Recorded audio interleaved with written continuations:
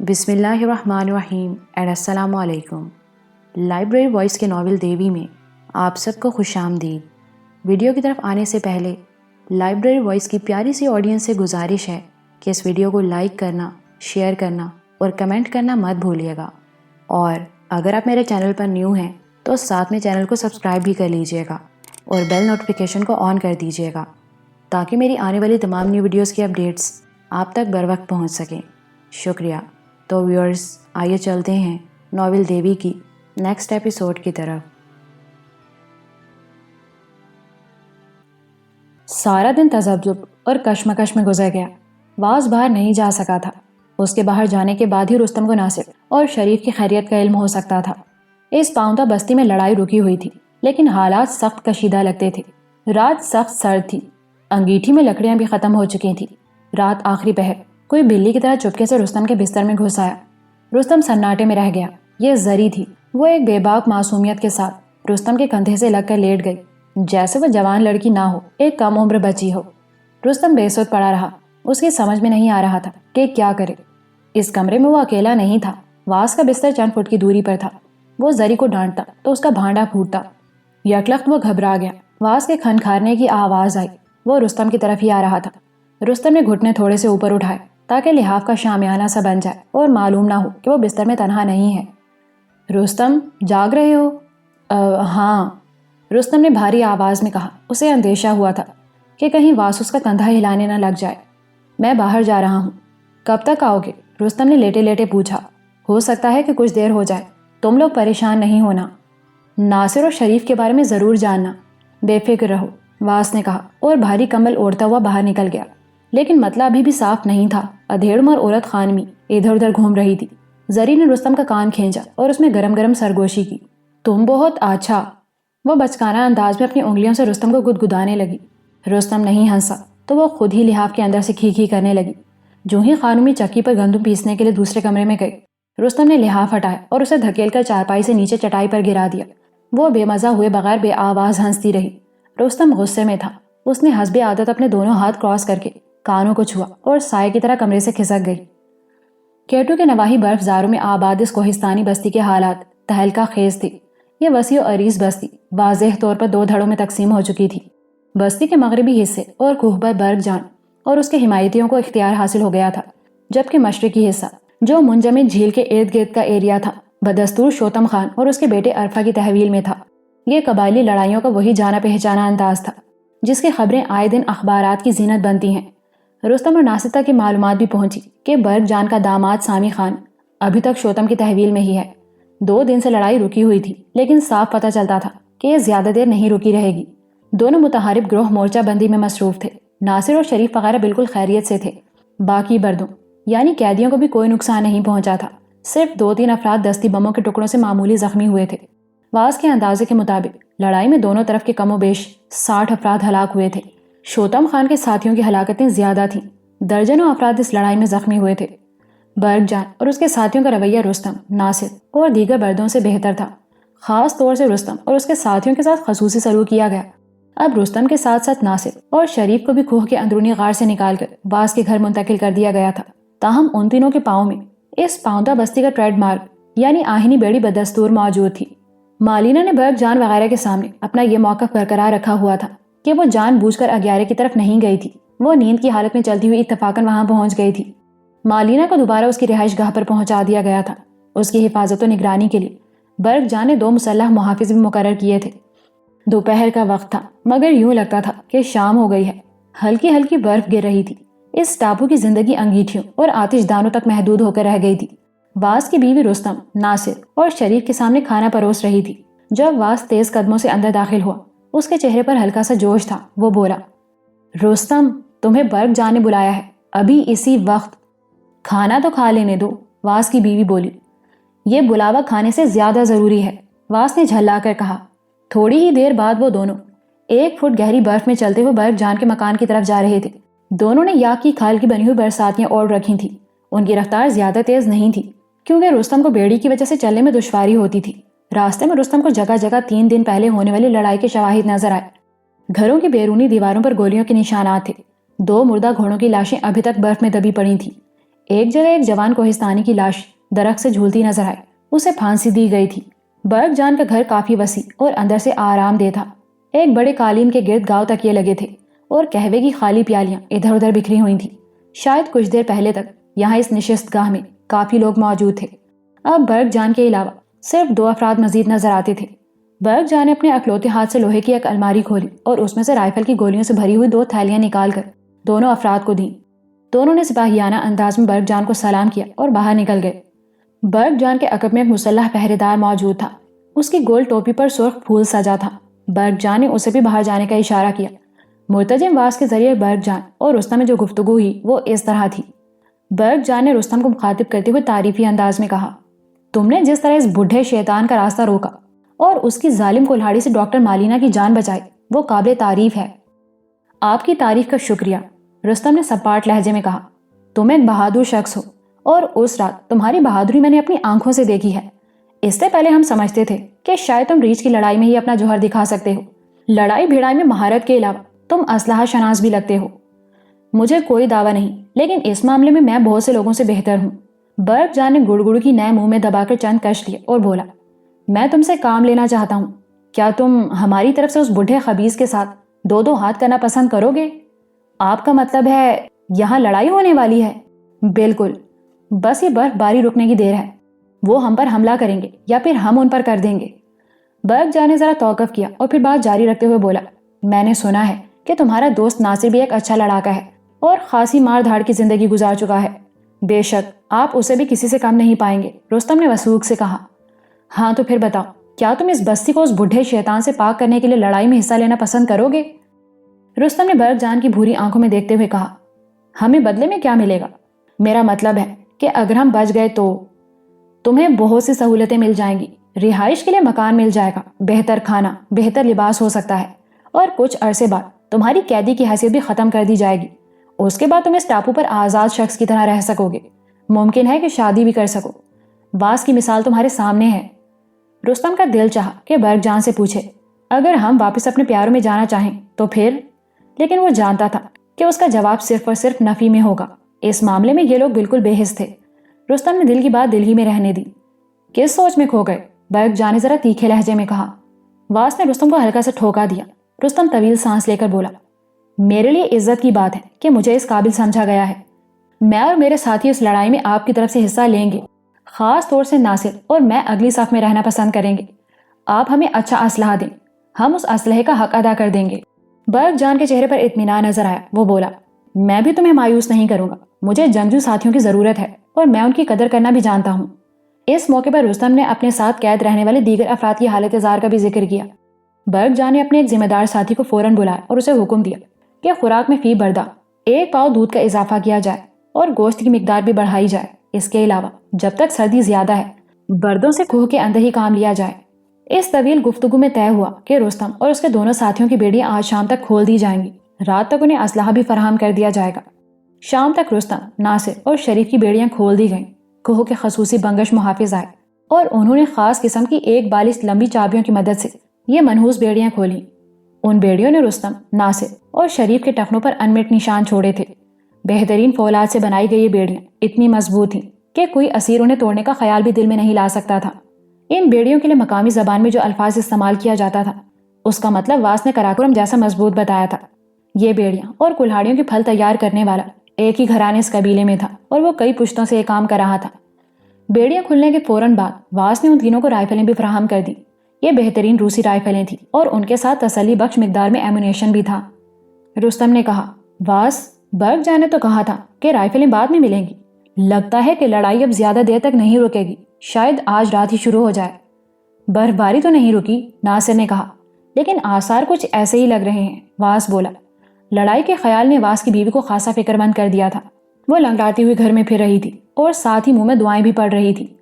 12-13 برس گزر چکے تھے مگر واس اور اس کی بیوی نے اس بے راہ بستی میں اپنے دین سے ناتا جوڑ رکھا تھا. رستم نے واس کی بیوی کو کئی بار نماز پڑھتے بھی دیکھا تھا. بستی کی گلیوں میں شام کے فوراً بعد ہلچل کے آثار محسوس ہونے لگے. مسلح جتھے شوتم خان کے خلاف نعرہ بازی کرتے ہوئے ادھر سے ادھر حرکت کرنے لگے. گاہے بگاہے گھوڑوں کی گونجدار ٹاپیں بھی سنائی دیتی تھیں. کچھ لوگ اپنے آتشی ہتھیاروں کی طرف سے مطمئن ہونے کے لیے ہوائی فائر کر رہے تھے. رائفل رستم کی گود میں تھی۔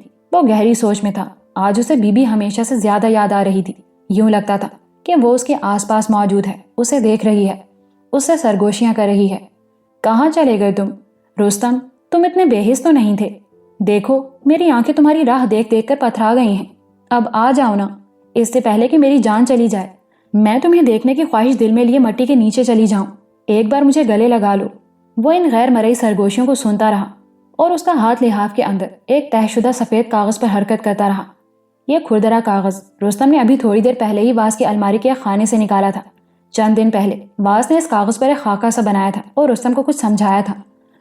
رات کے کھانے کے بعد ناصر اور شریف نے چرمی برساتیاں اوڑھیں اور گلی کوچوں کا جائزہ لینے چلے گئے۔ رستم انگیٹھی کے قریب بیٹھا رہا۔ اس کا زخمی کندھا اب کافی بہتر تھا۔ واس چائے کی پیالی تھامے رستم کے قریب آن بیٹھا تھا۔ رستم، تمہیں یہ سنہری موقع ملا ہے۔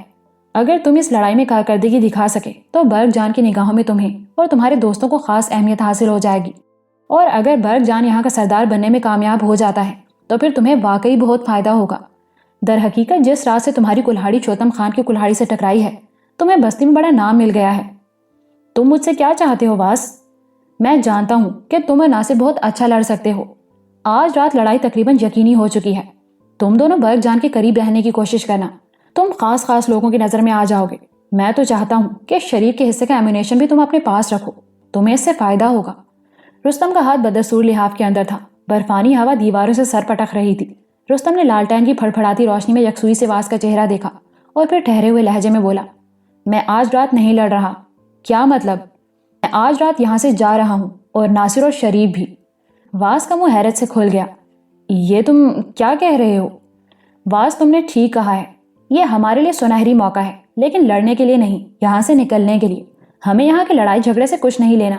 یہ سب کتے کے تخم ایک ہی جیسے ہیں۔ واس پریشانی کے عالم میں رستم کو تکتا رہا۔ رستم کے اندر ایک آگ سی روشن تھی۔ اس نے لحاف میں سے ہاتھ نکالا اور تہہ کیا ہوا کھردرا کاغذ واس کے سامنے پھیلا دیا۔ اس پر سیاہ بال پوائنٹ سے ایک نقشہ سا بنایا گیا تھا۔ یہ اس بلند برفیلے ٹاپو کا نقشہ تھا جو مشرق اور مغرب کی طرف تقریباً 6 میل تک پھیلا ہوا تھا۔ شمالاً جنوباً اس کی چوڑائی بھی 4-5 میل سے کم نہیں تھی۔ اس کے چاروں طرف عمودی دیواریں اور قدرتی کھائیاں تھیں جو ہزاروں فٹ گہری تھیں۔ اس بلند برفیلے گلیشیر نما ٹاپو کے اوپر چڑھنے کا راستہ مشرق کی طرف تھا۔ اس طرف بھی ہزاروں فٹ گہری کھائی تھی۔ تاہم یہاں ٹاپو کی قدرتی دیوار بالکل عمودی نہیں تھی، اس میں معمولی سی ڈھلوان موجود تھی۔ رستم اسی ڈھلوان پر انگلی رکھتے ہوئے بولا، واس، تمہارا کہنا ہے کہ یہاں پاؤنتا بستی میں آنے کا راستہ اس جانب ہے۔ کیا یہ راستہ قدرتی ہے یا بنایا گیا ہے؟ واس کے چہرے پر بے چینی کی الغار تھی۔ رستم، تم یہ کیا کر رہے ہو؟ تم نے تو کہا تھا کہ… واس، رستم نے پھنکاتے ہوئے واس کی بات کاٹی، میں جو فیصلہ کر چکا ہوں وہ آخری ہے۔ تم 10 راتوں تک بھی مجھے سمجھانے کی کوشش کرتے رہو گے تو اس سے کچھ حاصل نہیں ہوگا۔ ہم نے آج رات یہاں سے نکلنا ہے اور ہر صورت نکلنا ہے۔ واس خاموشی سے رستم کا چہرہ دیکھتا رہا۔ اس کے چہرے کے عضلات تنے ہوئے تھے، پھر دھیرے دھیرے یہ عضلات ڈھیلے پڑ گئے، جیسے وہ سمجھ گیا کہ رستم وہی کرے گا جو کہہ رہا ہے۔ اس نے گڑگڑو کی نئے ہونٹوں میں دبا کر 2 قبیل کش لیے اور الائچی کی خوشبو والا دھواں فضا میں چھوڑ کر بولا، کیا تمہارے دونوں ساتھیوں کا بھی یہی فیصلہ ہے؟ وہ یہ فیصلہ کر چکے ہیں، ہم چاروں جانے کے لیے تیار ہیں۔ چوتھا کون؟ ڈاکٹر مالینا۔ ناصر اور شریف ابھی ڈاکٹر مالینا کی طرف گئے ہیں؟ واس نے پوچھا۔ نہیں، وہ کسی اور کام سے گئے ہیں، ابھی آ جاتے ہیں۔ اچانک دروازے پر دستک ہونے لگی، ساتھ ہی شیفرڈ کتوں کی آوازیں بھی سنائی دیں۔ واس نے جا کر دروازہ کھولا۔ برگ جان کے 2 قریبی ساتھی دروازے پر کھڑے تھے۔ وہ پوری طرح مسلح تھے، ان کے چہرے تمتما رہے تھے۔ لگتا تھا کہ وہ کسی نشہ آور مشروب کے زیر اثر ہیں۔ انہوں نے مقامی زبان میں بات کی اور واس کی وساطت سے رستم کو بتایا کہ 2-4 گھنٹے کے اندر لڑائی شروع ہو سکتی ہے۔ جیسے ہی کام سٹارٹ ہوا ان تینوں کو اطلاع دی جائے گی۔ ان کے جانے کے بعد واس اور رستم پھر انگیٹھی کے سامنے آن بیٹھے۔ باہر برف باری مسلسل ہو رہی تھی۔ واس یکسر خاموش تھا۔ رستم نے کہا، ہمارے جانے سے تم پر کوئی حرف نہیں آئے گا۔ تم نے کسی سے ہماری سفارش نہیں کی ہے۔ ہمیں برگ جان نے جو رعایتیں دی ہیں اپنی مرضی سے دی ہیں۔ واس نے اسبات میں سر ہلایا، تاہم منہ سے کچھ بولا نہیں۔ تھوڑے سے توقف کے بعد رستم نے کہا، واس، اگر تم بھی یہاں سے نکلنا چاہو تو ہمارا ساتھ دے سکتے ہو۔ میں تمہیں یقین دلاتا ہوں کہ یہ ناممکن نہیں ہے، ہم اسے کر سکتے ہیں، ہم کر کے دکھائیں گے۔ یہاں پر شدید افراتفری کے حالات ہیں، یہ حالات بھی ہماری مدد کریں گے۔ واس خالی خالی نظروں سے ادبجے انگاروں کو دیکھتا رہا۔ شاید وہ خود بھی ان انگاروں کی طرح اپنی حرارت کھو چکا تھا، یا شاید راکھ ہی ہو چکا تھا۔ کچھ دیر بعد اس نے لب ہلائے، نہیں میرے دوست، جہاں اتنی گزر گئی ہے باقی کی بھی گزر جائے گی. نہیں، اب بہت دیر ہو چکی ہے. لیکن وہ کہتے کہتے خاموش ہو گیا. لیکن کیا؟ رستم نے اسے اکسایا. وہ کچھ دیر خاموش رہنے کے بعد بولا، کیا تم زری کو یہاں سے نکالنے کی کوشش کر سکتے ہو؟ کیوں نہیں، اگر وہ چاہے تو. اس کے چاہنے یا نہ چاہنے کی کوئی بات نہیں. وہ ایک بچے کی طرح سادہ اور کم فہم ہے. ہم اسے جو کہیں گے کرے گی. خاص طور سے تمہارے ساتھ جانے سے تو اسے کوئی انکار نہیں ہوگا. میں دیکھ رہا ہوں کہ اسے تمہارے ساتھ بہت لگاؤ ہو گیا ہے. ہر وقت تمہارے آس پاس رہنا چاہتی ہے. وہ بالکل اول جلول ہے. مجھے لگتا ہے کہ تم اسے جس طرح چاہو چلا سکتے ہو. رستم نے طویل سانس لیتے ہوئے کہا، مجھے کوئی اعتراض نہیں واس، لیکن یہ بات تو تم بھی اچھی طرح جانتے ہو کہ یہاں سے نکلنے میں خطرات ہیں. نکلنے میں تو خطرات ہیں، یہاں رہنے میں یقینی موت ہے. اس کی عمر 20 سال ہو چکی ہے. اب وہ زیادہ دیر زندہ نہیں رہے گی. ہو سکتا ہے کہ آنے والے تہوار میں اسے 1 یا 2 گاڑیوں کے ساتھ بھینٹ چڑھا دیا جائے. بھینٹ کی حیران کن تفصیل رستم جان چکا تھا. اس موضوع پر کچھ دیر بات ہوئی. پھر یہ طے ہو گیا کہ اگر آج رات لڑائی ہوتی ہے اور اس لڑائی کے دوران رستم اور اس کے ساتھی ٹاپو سے نکلنے کی کوشش کرتے ہیں تو زری بھی ان کے ساتھ ہوگی. اس گفتگو کے بعد رستم اور واس ایک بار پھر کاغذ پر بنے دستی نقشے کی طرف متوجہ ہو گئے. رستم نے الجھے ہوئے انداز میں کہا، واس، کیا یہ جگہ واقعی اسی طرح ہے جس طرح تم نے اس اسکیچ میں دکھائی ہے؟ میرا مطلب ہے کہ اپنے ارد گرد کے علاقے سے 1000 فٹ ابھری ہوئی ایک ہموار سطح جس کے چاروں طرف قدرتی طور پر عمودی دیواریں ہیں. بالکل، یہ ایسے ہی ہے. اس کو تم ہموار سطح والا ایک موقع پہاڑ بھی کہہ سکتے ہو. دنیا کے مختلف کوہستانی علاقوں میں اس طرح کے رقبے پائے جاتے ہیں. یہ برفانی اور غیر برفانی دونوں طرح کے پہاڑوں میں ہوتے ہیں. سری لنکا میں ایسے ایک موقع پہاڑ کو دنیا کا 8واں عجوبہ قرار دینے کی باتیں ہوا کرتی تھیں. زیر زمین عظیم الشان پلیٹوں کی حرکت سے پہاڑی سلسلوں میں جو ٹوٹ پھوٹ ہوتی ہے اس میں ایسے رقبے نمودار ہوتے ہیں. ہماری اس زمین پر لاکھوں مربع میل پر پھیلے ہوئے یہ کوہستانی سلسلے قدرت کی صناعی کا حیران کن نمونہ ہیں. ناگا پربت کے جنوبی چہرے کو تم جانتے ہو؟ رستم نے نفی میں سر ہلایا. ناگا پربت کے اس رخ کو روپل فیس کہا جاتا ہے. سمجھو کہ یہ ایک 4500 میٹر اونچی عمودی چٹان ہے جو دیکھنے والے کو ششدر کر دیتی ہے. ذرا غور کرو، 4500 میٹر یعنی تقریباً 14700 فٹ اونچی ایک چٹان. ان پہاڑوں کے زاویے اور رخ ایسے ہی ناقابل فہم ہوتے ہیں. رستم کی نگاہیں اسکیچ پر جمی تھی. وہ اس برفانی ٹاپو کے ایک جنوبی کنارے پر انگلی رکھتے ہوئے بولا، تم نے اسی کنارے کے بارے میں بتایا تھا نا جہاں سے رسیوں کے ذریعے اترنے کی کوشش کی جا سکتی ہے؟ واس نے تعجب سے رستم کو دیکھا. تم ٹھیک تو ہو؟ تمہارا مطلب ہے کہ تم اس برفانی رات میں ان عورتوں کے ساتھ اس جگہ سے اترنے کی کوشش کرو گے، اور وہ بھی رسیوں کے ذریعے؟ رسیوں کے ذریعے نہیں، کوہ پیمائی کے مکمل سامان کے ذریعے. کیا مطلب؟ ہمارے پاس پہاڑوں پر چڑھنے اترنے کا سامان موجود ہے. واس کی حیرت میں اضافہ ہوا. یہ کیا کہہ رہے ہو تم؟ کہاں سے آیا سامان؟ رستم نے اپنے بالوں کو پیشانی سے ہٹایا اور واس کی طرف دیکھتے ہوئے بولا، تم نے ان انگریز میاں بیوی کا ذکر کیا تھا نا جو 7-8 سال پہلے سب گندل کی کھوج میں یہاں آئے تھے اور پکڑے گئے تھے. واس نے اس بات میں سر ہلایا. رستم نے بات جاری رکھتے ہوئے کہا، عورت تو 4-5 سال پہلے نمونیا سے مر گئی تھی، لیکن وہ انگریز شخص ابھی زندہ ہے. اس کا نام جانسن ہے. تم اسی کی بات کر رہے ہو نا؟ ہاں، اسی کی. شاید تمہیں یاد نہ ہو، ان میاں بیوی کے سامان میں کوہ پیمائی کا سامان بھی تھا. یہ سامان دیگر اشیاء کے ساتھ شوتم کے محافظوں نے اپنے قبضے میں لے لیا تھا. واس نے الجھے ہوئے انداز میں اقرار میں سر ہلایا. غالباً اسے یاد آ رہا تھا اور نہیں بھی آ رہا تھا. رستم نے کہا، وہ سامان اب کافی عرصے سے جانسن کے پاس ہے. وہ کیسے؟ واس کی حیرت بڑھ گئی. بس جانسن نے 2-3 سال پہلے اسے کسی طرح حاصل کر لیا تھا. سامان کا تھیلا دوسری بہت سی بیکار چیزوں کے ساتھ گودام میں پڑا تھا. جانسن نے گودام کے ایک نگران کو اپنے ہاتھ کی بنائی ہوئی لکڑی کی 3 کرسیاں دی اور بدلے میں تھیلا لے لیا. وہ تھیلا اب تک جانسن کے گھر میں صحن میں دبا رہا ہے. باز کی پیشانی پر سوچ کی لکیریں پھیلتی جا رہی تھیں. وہ بات کی تہہ تک پہنچ گیا تھا. تو وہ جانسن بھی تمہارے ساتھ جا رہا ہے؟ رستم نے اس بات میں سر ہلایا. ناصر اور شریف اسی کی طرف گئے ہیں پروگرام کو آخری شکل دینے. تم رستم ہی نہیں، چھپے رستم بھی ہو. چپکے لگے رہے اور مجھ سے چھپاتے بھی رہے. میں تمہیں کسی بھی منصوبہ بندی میں شریک کرنا نہیں چاہتا تھا اور یہی تمہارے حق میں بہتر ہے. ویسے بھی جانسن سے رابطے اور پروگرام بنانے کا سارا کام ناصر نے انجام دیا ہے. واس نے گڑگڑی کا دھواں فضا میں چھوڑا. رستم، جو کچھ تم کرنا چاہ رہے ہو یہ ناممکن تو شاید نہ ہو، لیکن بہت مشکل ضرور ہے. خاص طور سے رات کے وقت رسوں کے ذریعے نیچے اترنا. جو لوگ کوہ پیمائی کو پوری طرح سمجھتے ہیں واس، وہ کہتے ہیں کہ اگر سامان پورا ہو تو یہ کام اتنا مشکل نہیں جتنا نظر آتا ہے. لیکن بات صرف نیچے اترنے کی ہی تو نہیں ہے، تمہیں وہاں پر موجود پہرے داروں سے بھی تو نمٹنا ہوگا. تم اچھی طرح جانتے ہو واس، اصل مسئلہ نیچے اترنے کا ہی ہے. پہرے دار وہاں 2-4 سے زیادہ نہیں ہوں گے. کچھ دیر بعد ناصر اور شریف بھی آ گئے۔ ان کی برساتیوں پر برف پڑی ہوئی تھی، چہروں پر دبا دبا جوش تھا۔ بیڑیاں کھلنے کے بعد وہ خود کو پرندوں کی طرح ہلکا پھلکا محسوس کرتے تھے اور پیدل چلنا ان کے لیے ایک تفریح جیسا ہو گیا تھا۔ رستم نے ان دونوں کو بھی گفتگو میں شریک کر لیا۔ ناصر نے اس فیصلے کو سراہا کہ زری بھی ان کے ساتھ جائے گی۔ در حقیقت زری کے لیے اس کام میں کسی طرح کا کوئی رسک نہیں تھا۔ بالفرض وہ لوگ اپنی کوشش میں ناکام رہتے اور پکڑے بھی جاتے تو زری سے کسی طرح کی باس پرس نہیں ہونی تھی۔ موت سے بڑی سزا بھلا اور کیا ہو سکتی تھی؟ اور یہ سزا تو اس بیچاری کو بغیر کسی جرم کے بھی ملنے والی تھی۔ وہ گارنی تھی اور گارنی کا مقدر ہی جوانی کی موت تھا۔ ناصر نے رستم کو بتایا، رستم بھائی، جانسن پوری طرح تیار ہے۔ آپ جانتے ہی ہیں کہ وہ یہاں بڑھائی کا کام کر رہا ہے۔ اس کے پاس بہت سی اسکریپ لکڑی موجود ہے۔ یہ لکڑی اس نے اپنے خچر پر لاد لی ہے۔ کوہ پیمائی کا سامان اس لکڑی کے نیچے موجود ہے۔ جو ہی لڑائی شروع ہوئی وہ اپنا خچر لے کر گھر سے باہر نکل آئے گا اور ہمارا انتظار کرے گا۔ زری کہاں ہے؟ ناصر نے پوچھا۔ وہ یہاں آس پاس ہی گھوم رہی ہے، میں اسے دیکھتا ہوں اور جانے کے لیے کہتا ہوں، واس نے کہا۔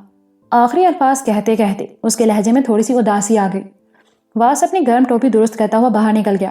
رستم، ناصر اور شریف اپنے منصوبے کی تفصیلات پر غور کرنے لگے۔ سب سے اہم فیصلہ تو انہیں یہ کرنا تھا کہ لڑائی کے دوران وہ کب اور کس طرح سے اپنے ٹارگٹ کی طرف بڑھیں گے۔ شریف تھوڑا سا نروس دکھائی دیتا تھا، مگر جب ناصر نے اسے بتایا کہ پہاڑ سے اترنے کے لیے رسے سے جھولنا نہیں پڑتا، بلکہ یہ ایک طرح کا جھولا سا بن جاتا ہے جس میں بیٹھ کر اور تھوڑا تھوڑا کھسک کر نیچے آنا ہوتا ہے، تو وہ قدرے پرسکون نظر آنے لگا۔ چند منٹ بعد دروازے پر پھر دستک ہوئی۔ یہ جان کر رستم کی دھڑکنیں تیز ہو گئیں کہ باہر برگ جان کے محافظ تھے۔ اس کا مطلب تھا کہ طبلِ جنگ بجنے والا ہے۔ روسی رائفل پر رستم اور ناصر کے ہاتھوں کی پرجوش گرفت اور مضبوط ہو گئی۔ دروازہ کھلنے پر محافظ اندر آئے۔ انہوں نے جو اطلاع دی وہ ان کی توقعات کی برعکس تھی۔ انہوں نے اپنی اطلاع سے واس کو آگاہ کیا۔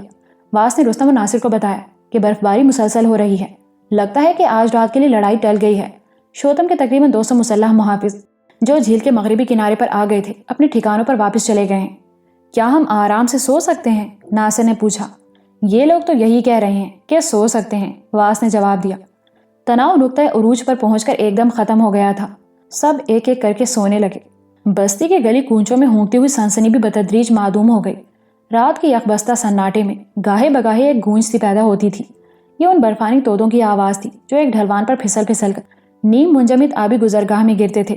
پتہ نہیں کیوں ایک دم رستم کا دل چاہا کہ اس سیاہ رات کے بجائے ایک چمکیلی صبح ہوتی، اس تنہائی کے بجائے کوئی اس کے ساتھ ہوتا۔ وہ دونوں ایک دوسرے کا ہاتھ تھام کر اس آبی گزرگاہ کے کنارے کھڑے ہوتے اور طوطوں کے گرنے کا منظر اپنی آنکھوں سے دیکھتے۔ وہ کیوں اتنی شدت سے یاد آتا تھا؟ کیوں اسے اپنی سانسوں میں اس بچھڑے ہوئے ساتھی کے جسم کی خوشبو محسوس ہوتی تھی؟ اس کو دیکھنے اور چھونے کی طلب اس کے اندر اتنی شدت سے جاگتی تھی کہ اسے خود اپنے آپ پر حیرت ہونے لگتی تھی۔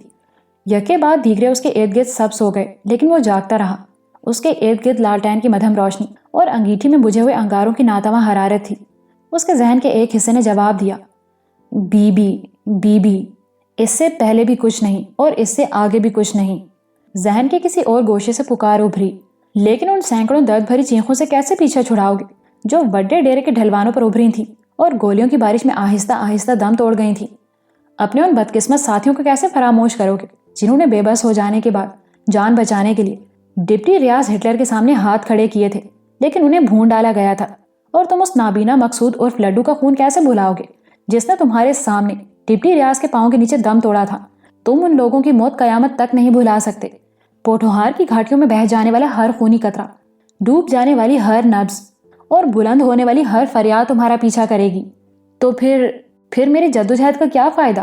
میں اس ٹھنڈی دوزخ سے نکل بھی گیا اور اپنی بیوی تک پہنچ بھی گیا، تو جدائی تو پھر بھی ساتھ رہے گی۔ بیوی کے ساتھ زندگی گزارنا تو پھر بھی نصیب نہیں ہوگا، یہ تو دوہری جدائی ہوگی۔ وہ بہت دیر تک اپنے آپ سے دست و گریباں رہا، خود ہی دلائل دیتا رہا، خود ہی انہیں حرف غلط کی طرح مٹاتا رہا۔ یہ بات تو طے تھی کہ وہ اپنے دشمنوں کا چڑھایا ہوا قرض بھلا کر بیوی کے ساتھ کسی پرسکون گوشے کی طرف ہجرت نہیں کر سکتا۔ دوسری طرف بیوی سے اجازت لیے بغیر شاید مرنا بھی اس کے لیے ممکن نہیں تھا۔ اس کے جذبے انوکھے تھے، اس کا عشق عجیب تھا۔ اس نے اپنے دل و دماغ میں کسی کو مجازی خدا کا درجہ دیا تھا، اور یہ ایک عورت تھی۔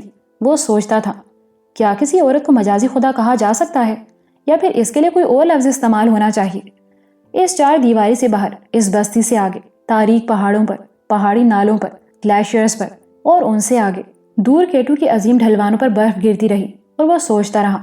خیالات کی دھند میں بس ایک موہوم سا راستہ اسے نظر آ رہا تھا، اور وہ یہ تھا کہ چند دن یا چند ہفتے یا پھر چند مہینے بیوی کے ساتھ اور جب بی بی اکیلی نہ رہیں، انہیں ایک معصوم آسرا مل جائے تو پھر خدا حافظ ہمیشہ کے لیے، کیونکہ یہی اس کا طے شدہ مقدر تھا۔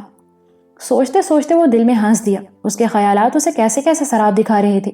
وہ بی بی سے دوبارہ ملنے کی باتیں یوں سوچ رہا تھا جیسے وہ راولپنڈی کے پیر بدھائی اڈے سے بس میں بیٹھے گا اور روکیٹ بستی جا پہنچے گا۔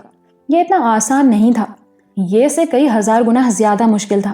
وہ ایک ٹھنڈے جہنم کے قیدی تھے، اور یہ جہنم گہرا نہیں تھا، بلند تھا، کئی ہزار فٹ بلند۔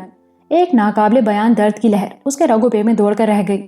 اچانک وہ چونک گیا۔ اس نے رخ پھیر کر دیکھا، بلی اس کی چارپائی کے بالکل پاس چٹائی پر بیٹھی ہوئی تھی۔ یہ بلی پچھلی دفعہ بڑی خاموشی سے اس کے بستر میں ہی گھس گئی تھی۔ اس مرتبہ اس نے رعایت کی تھی اور سرہانے کی طرف پائے کے ساتھ لگ کر بیٹھی ہوئی تھی۔ رستم نے اس 2 پاؤں والی بلی کو گھورتے ہوئے سرگوشی کی۔ یہاں کیا کر رہی ہو؟ جاؤ اپنی چاچی کے پاس۔ چاچا نے کہا ہے۔ کیا کہا ہے؟ کہ میں تم کے ساتھ جاؤں گا۔ رستم سٹ پٹا گیا۔ وہ تو جب جاؤں گا تب جاؤ گے نا، ابھی یہاں ڈیرا کیوں ڈالا ہوا ہے؟ ڈیرا کیا ہوتا؟ میرا سر ہوتا۔ اب جاؤ یہاں سے، چاچا تمہارے سر پر ایک بال نہیں چھوڑے گا۔ رستم نے غسیلی سرگوشی کی۔ میں نہیں جاتا، تم مجھ کو چھوڑ جانا ہے۔ ٹھیک ہے، میں جگاتا ہوں تمہارے چاچا کو۔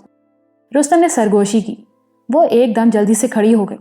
ٹھیک ہے، میں جاتا، لیکن تم بہت آچھا، تم مجھ کو بتاؤ ہم کہاں جاتا؟ رستم کے جی میں آئی کہ اس کے کولہے پر لات جما کر اسے کمرے سے باہر پھینک دے، لیکن یہ بھی ممکن نہیں تھا۔ اس نے ضبط کیا اور کہا، تم کو بہت اچھی جگہ لے کر جاؤں گا، تم ایک دم خوش ہو جاؤ گی۔ وہ سن کر ہی خوش ہو گئی۔ اس کی رنگت گلابی ہو گئی۔ وہ چند لمحے تعریفی نظروں سے رستم کو تکتی رہی۔ تب اس نے اچانک رستم کے رخسار پر زور سے چٹکی لی اور کھیکھی کرتی ہوئی دوسرے کمرے میں بھاگ گئی۔ سارا دن برف باری رکی رہی، مگر شام ہوتے ہی ایک بار پھر یہ سلسلہ شروع ہو گیا۔ لگتا تھا کہ آج بھی دونوں طرف کے لوگ اپنے اپنے ٹھکانوں پر مورچہ بند رہیں گے، لیکن جو کچھ ہوا یکایک ہوا۔ پہلے کوہ سے کچھ فاصلے پر دستی بموں کے 3-4 زوردار دھماکے ہوئے، پھر دفتن اندھادھند فائرنگ شروع ہو گئی۔ بستی کی گلیوں میں ہلچل مچ گئے، گھوڑے دوڑنے لگے اور للکاری اخبستہ فضا کو گرمانے لگے۔ واس دوڑتا ہوا آیا۔ اس نے سفید چہرے کے ساتھ بتایا کہ لڑائی شروع ہو گئی ہے۔ اس کے ساتھ ہی وہ زری کو گلے لگا کر رونے لگا۔ واس کی بیوی بھی آپ دیدہ تھی۔ رستم نے زری کا بازو پکڑا اور اسے باہر تاریکی میں لے آیا۔ ناصر، شریف اور مالینا اس کے عقب میں تھے۔ وہ گھنٹوں سے اس صورتحال کے لیے تیار بیٹھے تھے۔ واس کی بیوی سے رخصت ہو کر وہ دوڑتے ہوئے بستی کے مشرقی کنارے کی طرف بڑھے۔ گلیوں میں تہلکا سا مچا ہوا تھا، کوئی کسی طرف دھیان نہیں دے رہا تھا۔ 2-3 برفیلی گلیوں میں سے گزرنے کے بعد ان کا چھٹا ساتھی ان کے ساتھ شامل ہو گیا۔ یہ جانسن تھا۔ اس کی عمر 50 کے لگ بھگ تھی، مگر صحت بہت اچھی دکھائی دیتی تھی۔ اس کی چھوٹی چھوٹی داڑھی تھی اور وہ مقامی لباس میں مقامی ہی نظر آتا تھا۔ لکڑیوں سے لدے ہوئے خچر کی رسی اس کے ہاتھ میں تھی۔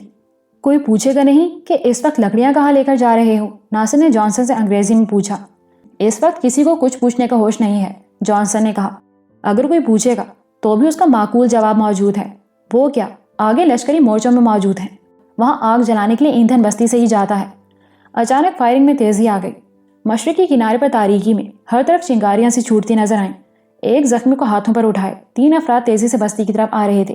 اس شخص کے سر پر کلہاڑی لگی تھی، اس کے اونی کپڑے لہولہان ہو رہے تھے۔ بستی سے باہر نکلتے ہی برگ جان کے چند مسلح ساتھیوں نے رستم اور ناصر کو دیکھ لیا۔ انہوں نے ان دونوں کے ہاتھ میں ایک ایک چھوٹے دستے کی کلہاڑی تھما دی اور اشاروں سے بتایا کہ ابھی تو فائرنگ ہو رہی ہے، لیکن دست بدست لڑائی کی نوبت بھی آ سکتی ہے۔ اس لڑائی میں یہ کلہاڑی کام آئے گی۔ رستم نے ناصر سے کہا، ہم دونوں پر برگ کے آدمیوں کی خاص نظر ہے۔ ہم نے ابھی اپنا رخ تبدیل کر لیا تو ان کو شبہ ہوگا۔ پھر کیا کیا جائے؟ بہتر ہے کہ ہم دونوں کچھ دیر کے لیے لڑائی میں شریک ہو جائیں، باقی سب اپنے رخ پر بڑھتے جائیں۔ موقع ملتے ہی ہم بھی ان کے پیچھے چلے جائیں گے۔ ناصر نے انگریزی میں یہ بات جانسن کو سمجھا دی۔ اب مسئلہ زری کا تھا۔ رستم نے اسے اور مالینا کو جانسن کے ساتھ جانے کو کہا تو زری اٹک گئی۔ میں نہیں جاؤں گا، تم کے ساتھ جاؤں گا، تم بہت آچھا۔ یہ سب بھی بہت آچھا، رستم نے دانت پیس کر کہا۔ چلو جاؤ ان کے ساتھ۔ رستم کی گہری سنجیدگی دیکھ کر وہ ذرا سا گھبرائی، لیکن وہیں کھڑی رہی۔ اسے سمجھانے میں رستم کو 2-3 منٹ لگ گئے۔ گہری تاریکی اور برف باری میں وہ لوگ مختلف اعتراف میں بھاگ دوڑ کر رہے تھے۔ وہ 6 کے 6 پہلے ایک ساتھ ایک ہی رخ پر چلتے رہے، پھر رستم اور ناصر کا رخ تو لڑائی کے میدان کی طرف رہا، مگر باقیوں نے غیر محسوس طور پر اپنا رخ تبدیل کر لیا۔ قریباً 100 میٹر آگے برگ جان کے جانثاروں نے ایک بلندی پر پوزیشنیں سنبھال رکھی تھیں اور اندھا دھند فائرنگ کر رہے تھے۔ برج کے ایک سفید درخت کے پاس برگ جان خود موجود تھا اور اپنا اکلوتا ہاتھ لہرا لہرا کر اپنے ساتھیوں کا حوصلہ بڑھا رہا تھا۔ رستم اور ناصر نے بھی ایک اوٹ کے پیچھے لیٹ کر روسی رائفلوں کے کندے اپنے کندھوں سے لگا لیے اور فائرنگ میں شریک ہو گئے۔ مخالف سمت سے آنے والی گولیاں جب برسٹ کی شکل میں برف سے ٹکراتی تھیں تو برف پانی کی بوچھاڑ کی طرح ہوا میں اچھلتی تھی اور رائفل برداروں پر گرتی تھی۔ رستم اور ناصر کو فائرنگ کرتے بامشکل 2-4 منٹ ہی ہوئے تھے کہ برق جان کے قریباً 100 ساتھیوں نے اچانک ایک پرجوش نعرہ بلند کیا اور پوزیشنیں چھوڑ کر آگے کی طرف دوڑے۔ وہ دشمن پر چارج کر رہے تھے۔ رستم اور ناصر کے دیکھتے ہی دیکھتے چارج کرنے والے کئی افراد فائرنگ سے زخمی ہو کر گرے، تاہم باقی سب افراد اپنے مخالفوں کی پوزیشنوں تک جا پہنچے۔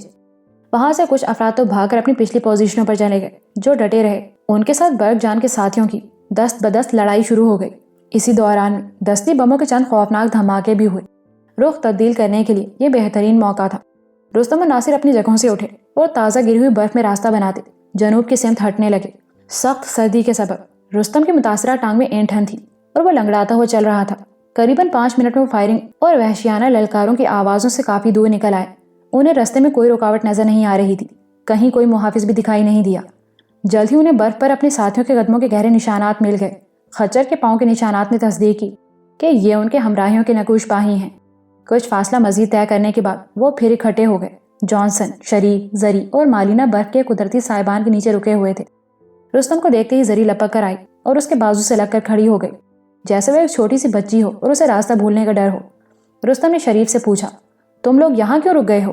ان گورے صاحب سے پوچھو بھلا جی، یہ رک گئے تو ہم بھی رک گئے۔ رستم نے دیکھا کہ ادھیڑ میں جانسن ایک درخت کے سوکھے تنے سے ٹیک لگائے خاموش بیٹھا تھا۔ وہ اپنے حلیے اور لباس کے اعتبار سے بالکل مقامی ہی دکھائی دینے لگا تھا۔ ماحول اور رہن سہن انسانی زندگی پر بڑی تیز رفتاری سے اثر کرتے ہیں۔ رستم نے سوالیہ نظروں سے ناصر کی طرف دیکھا۔ ناصر جانسن کے پاس پہنچا اور اس سے رکنے کی وجہ دریافت کی۔ دونوں کچھ دیر تک آپس میں خسر پھسر کرتے رہے۔ تب ناصر دھیمے قدموں سے رستم کی طرف آ گیا۔ اس کے ہاتھ میں کسی پرندے کا مردہ جسم تھا۔ رستم نے غور سے دیکھا، یہ برفانی علاقوں میں نظر آنے والا مرغ زرین تھا۔ غالباً اسے کوئی آوارہ گولی زخمی کرتے ہوئے گزری تھی اور وہ تڑپتا پھڑکتا ہوا یہاں آ گرا تھا۔ یہ کیا ہے؟ رستم نے پوچھا۔ جان صاحب کے رکنے کی وجہ؟ مطلب نمک کی کان میں ہر شے نمک ہوتی ہے۔ یہ روشن خیال انگریز ہے، لیکن 7-8 سال یہاں گزارنے کے بعد اس پر بھی توہم کا رنگ چڑھ گیا ہے۔ کہہ رہا ہے کہ اگر مسافر کو رستے میں مرغ زرین کے پر پڑے ہوئے مل جائیں تو یہ سخت بدشگونی سمجھی جاتی ہے۔ سفر کا ارادہ ترک کر دینا چاہیے، یہ راستہ بدل لینا چاہیے۔ یہاں تو پروں کے بجائے پورا پرندہ ملا ہے۔ یار سمجھاؤ اس باندر کو، ہمارے پاس زیادہ وقت نہیں ہے، رستم نے جھلا کر کہا۔ ناصر پھر جانسن کے پاس چلا گیا۔ دونوں میں 2-3 منٹ بات ہوئی، پھر ناصر اسے سمجھانے میں کامیاب ہو گئے۔ پرندے کو برف میں دبا کر انہوں نے پھر سفر شروع کر دیا۔ وہ مسلسل ٹاپو کے کنارے کی طرف بڑھ رہے تھے۔ لڑائی کا ہنگامہ دم بدم ان سے دور ہوتا چلا جا رہا تھا۔ جو وہ آگے بڑھ رہے تھے، خچر کو چلنے میں دشواری ہو رہی تھی۔ انہوں نے ایک جگہ خچر کو روک کر اس میں لدے ایندھن میں سے اپنا مطلوبہ سامان نکال لیا اور اسے آزاد کر دیا۔ مطلوبہ سامان ایک تھیلے کی شکل میں تھا جس میں کوہ پیمائی کے لوازمات موجود تھے۔ یہ تھیلا ناصر نے اپنی پشت پر فکس کر لیا۔ خچر سے فارغ ہونے کے بعد انہوں نے باقی ماندہ فاصلہ نسبتاً تیزی سے طے کیا اور قریباً آدھ گھنٹے میں اس مقام تک پہنچ گئے جہاں اس مقاب پہاڑ کی ہموار سطح ایک دم ختم ہو جاتی تھی اور آگے سینکڑوں فٹ گہری کھائی تھی۔ اس کھائی میں اترنے کا مطلب اس مقاب پہاڑ پر سے اترنا تھا۔ کنارے کے قریب پہنچ کر وہ محتاط ہو گئے۔ ناصر نے شریف اور جانسن کو سمجھایا، تم چاروں یہاں رکو گے، ہم دونوں آگے جاتے ہیں اور دیکھتے ہیں کہ کوئی رکاوٹ تو نہیں۔ تم بھی اپنی گن تیار رکھو اور اگر کوئی خطرہ نظر آئے تو فائر کر کے ہمیں اطلاع دو۔ آپ فکر ہی نہ کریں جی، شریف نے پنجابی میں تسلی دی۔ وہ خود کو حالات کے مطابق ڈھالنے کی کوشش کر رہا تھا۔ بے شک وہ دلیر اور چوکس شخص تھا، مگر اس قسم کے حالات سے اس کا کبھی واسطہ نہیں پڑا تھا۔ رستم اور ناصر احتیاط سے آگے بڑھے۔ یہاں ہوا چل رہی تھی اور سردی کی شدت میں کئی گنا اضافہ ہو گیا تھا۔ جلد ہی ان دونوں کو لکڑی کا وہ مضبوط کیبن نظر آ گیا جو برف باری سے یکسر سفید ہو رہا تھا۔ رستم اور ناصر کی معلومات کے مطابق اس طرح کے کیبن اس ٹاپو کے کنارے اہم جگہوں پر بنائے گئے تھے۔ ان کا مقصد آنے جانے والوں پر نگاہ رکھنا تھا۔ لکڑی کا کیبن گہری تاریکی میں ڈوبا برف کی موٹی چادر اوڑھتا چلا جا رہا تھا۔ لگتا تھا کہ یہ کیبن کسی کے استعمال میں نہیں، اور اگر کوئی یہاں رہتا بھی ہے تو فی الحال اس پوسٹ کو خالی چھوڑ کر بستی کے ہنگامے میں شریک ہو چکا ہے۔ مطلع صاف لگ رہا ہے، ناصر نے سرگوشی کی۔ لگتا تو ایسے ہی ہے، مگر رستم کو فکر ادھورا چھوڑنا پڑا۔ یہ آواز سن رہے ہو تم؟ رستم نے کہا۔ ناصر کے کان بھی کھڑے ہو گئے۔ اوہ گاڈ، یہ کتوں کی آوازیں ہیں، ناصر نے تصدیق کی۔ ہماری ہی طرف آ رہے ہیں، رستم نے کہا۔ دونوں تیار ہو گئے۔ صرف 1 منٹ بعد انہوں نے 2 سینٹ برنارڈ نسل کے کتوں اور 2 محافظوں کو اپنے سامنے پایا۔ محافظوں کے سر اور چہرے چرمی برساتیوں کی ٹوپی میں چھپے ہوئے تھے۔ چھوٹی نال کی روسی رائفلیں ان کے ہاتھوں میں تھی۔ رستم اور ناصر کو دیکھتے ہی انہوں نے زور سے للکارا مارا۔ غالباً اپنی زبان میں انہیں دھمکا رہے تھے اور ہاتھ اوپر اٹھانے کا حکم دے رہے تھے۔ رستم اور ناصر کے پاس مکالمے کی فرصت نہیں تھی اور نہ وہ ایسا کرنا چاہتے تھے۔ رستم اور ناصر نے سب سے پہلے اپنی طرف لپکنے والے کتوں کو نشانہ بنایا۔ ایک ایک گولی سے وہ دونوں لڑک کر برف پر گرے اور ڈھلوان پر پھسل گئے۔ اس کے بعد محافظوں کی باری آئی۔ رستم کی چلائی ہوئی گولی محافظ کے عین سر پر لگی اور وہ مردہ چھپکلی کی طرح چھپاک سے تازہ کچی برف پر گرا۔ دوسرا محافظ زیادہ پھرتیلا نکلا۔ اس نے خود کو اونھے منہ برف پر گرایا اور ناصر کے فائر سے بچ نکلا۔ خبردار، ناصر گرجا۔ لفظ تو محافظ کی سمجھ میں نہیں آیا ہوگا، مگر یہ بات ضرور سمجھ میں آ گئی کہ وہ نشانے پر ہے۔ اس نے اپنی رائفل خود سے دور پھینک کر اپنی شکست کا اعتراف کر لیا۔ رستم اور ناصر بھاگ کر اس کے قریب گئے۔ وہ درد سے بری طرح کراہ رہا تھا۔ دراصل ناصر کا فائر یکسر خالی نہیں گیا تھا، گولی محافظ کی پنڈلی میں کہیں جا لگی تھی۔ ناصر نے ایک نظر رستم کی طرف دیکھا، پھر رائفل کو کندھے سے لٹکایا اور الٹی کلہاڑی سے ایک بھرپور بار محافظ کی کن پٹی پر کیا۔ پہلی ضرب بھی کافی شافی ثابت ہوئی۔ وہ بے سود ہو گیا۔ رستم نے اسے گھسیٹ کر ایک درخت کے نیچے کر دیا۔ اب اگر اس کی قسمت ہوتی تو بچ جاتا۔ رستم اور ناصر نے اس کے لیے زندگی کا تھوڑا سا مارجن چھوڑ دیا تھا۔ دونوں کتوں میں سے ایک تو فوراً ٹھنڈا ہو گیا تھا، دوسرا جان کرنے کی حالت میں لوٹیں لگا رہا تھا۔ ناصر کی رائفل سے نکلنے والی تیسری گولی نے اسے اس مصیبت سے چھٹکارا دلا دیا۔ جانسن، شریف اور دونوں لڑکیاں بھاگتی ہوئی موقع پر پہنچ گئی تھیں۔ وہ چاروں حیرت زدہ اور ڈرے ہوئے تھے۔ زری نے آتے ساتھ ہی رستم کے بازو سے لپٹنا پسند کیا۔ کوئی اور تو نہیں ہے یہاں؟ شریف نے ڈرے ڈرے انداز میں پوچھا۔ بندہ بشر تو نظر نہیں آتا، کوئی بدروح نہ ہو۔ ناصر نے پرسکون نظر آنے کی کوشش کی۔ شریف نے ایک لہو لہان مردہ کتے کو اپنے پاؤں سے ہلکا سا ٹھوکا دیا اور ناصر سے مخاطب ہو کر بولا، بھرا جی، ان مردہ جانوروں کو دیکھ کر مجھے راکٹ کا ایک سین یاد آ گیا ہے۔ پچھلے سال پتہ نہیں کہاں سے کچھ جنگلی سور ہمارے علاقے میں آ نکلے تھے۔ ایک رات انہوں نے احاطے میں گھس کر بھینس کے ایک چھوٹے بچے پر حملہ کر دیا۔ میرے وڈے پتر نے فائر مار کر 3 سور گرا دیے تھے۔ تمہیں سور یاد آ رہے ہیں یا بڑا پتر؟ ناصر نے پوچھا۔ دونوں ہی، شریف نے ناصر کا مزاح سمجھے بغیر کہا۔ رستم نے کہا، میرے خیال میں ہمیں وقت ضائع نہیں کرنا چاہیے۔ مالینا، زری اور جانسن ڈری ڈری نظروں سے برف پر اوندھی پڑی لاش کو دیکھ رہے تھے۔ نیم تاریکی میں یہ لاش کسی سیاہ دھبے کی طرح نظر آتی تھی۔ رائفل کی صورت میں ایک اور چھوٹا سا دھبا لاش کے پہلو میں موجود تھا۔